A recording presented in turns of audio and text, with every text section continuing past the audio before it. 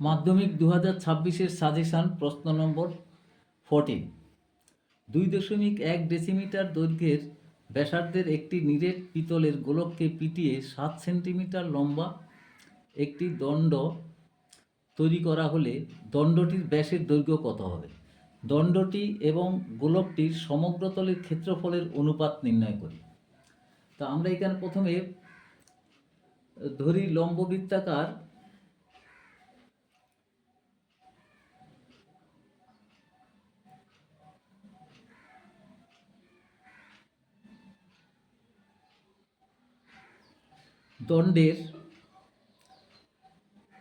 দণ্ডটি মানে এখানে একটা চোঙ,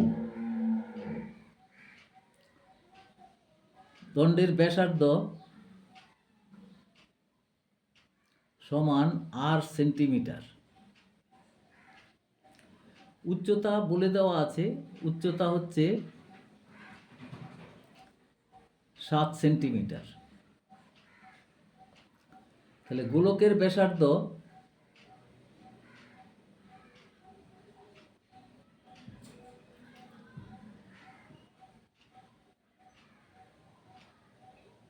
সমান হচ্ছে 2.1 ডেসিমিটার,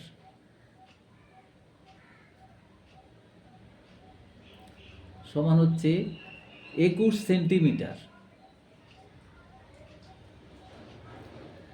শর্তানুযায়ী আমরা এখানে লিখতে পারি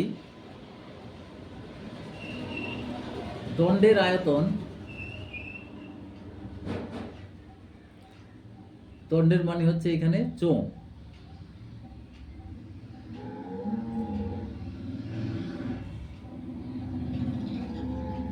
সমান হচ্ছে গোলকের আয়তন।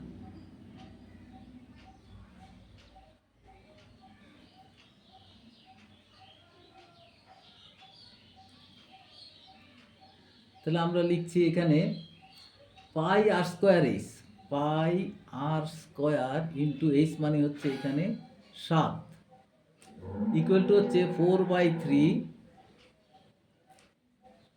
Pi into 21 cube. তাহলে আর স্কোয়ার ইকুয়াল টু পাই পাই কেটে গেল, তাহলে আমরা লিখতে পারি আর স্কোয়ার ইকুয়াল টু হচ্ছে 4/3 ইন্টু 21 ইন্টু 21 ইন্টু 21 বাই 7। তাহলে এখানে একটা 7 দিয়ে 3, এই 3 3 কেটে গেল। তাহলে আর স্কোয়ার ইকুয়াল টু হচ্ছে 2 স্কোয়ার ইন্টু 21 স্কোয়ার। সুতরাং আর ইকুয়াল টু হচ্ছে root over plus minus 2 square into 21 square, সেটা ইকুয়াল টু হচ্ছে প্লাস মাইনাস 42 সমান 42। মাইনাস 42 সম্ভব নয়।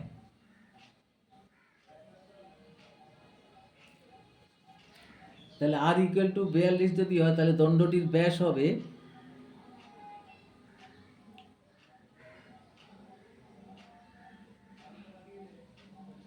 ব্যাস ইকুয়াল টু হচ্ছে 42 ইন্টু 2 ইকুয়াল টু হচ্ছে 84 সেন্টিমিটার বা 8.4 ডেসিমিটারও বলা যায়। আবার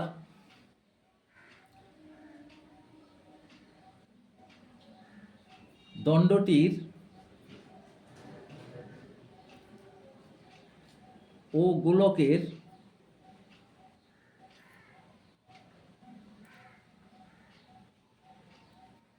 সমগ্র তলের ক্ষেত্রফলের অনুপাত, সমগ্র তলের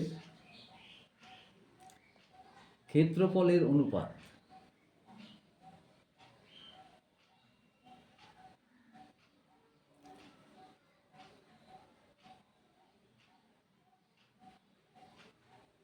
অনুপাত ইকুয়াল টু হচ্ছে 2 ইন্টু পাই আর আর মানে হচ্ছে এখানে 42, এইচ মানে হচ্ছে আর প্লাস এইচ, মানে 7 প্লাস 42 ইস টু গোলকের সমগ্র তলের ক্ষেত্রফল 4 পাই আর স্কোয়ার, 4 ইন্টু পাই ইন্টু এখানে ব্যাসার্ধ হচ্ছে 21 তার স্কোয়ার। তাহলে পাই পাই কেটে গেল, আর এখানে হবে 2 ইন্টু 42 ইন্টু 49 ইস টু পাই পাই কেটে গেল, 4 ইন্টু 21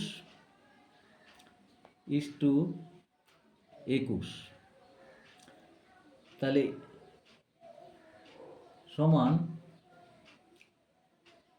আচ্ছা 2 2 যদি কেটে দিই আমরা,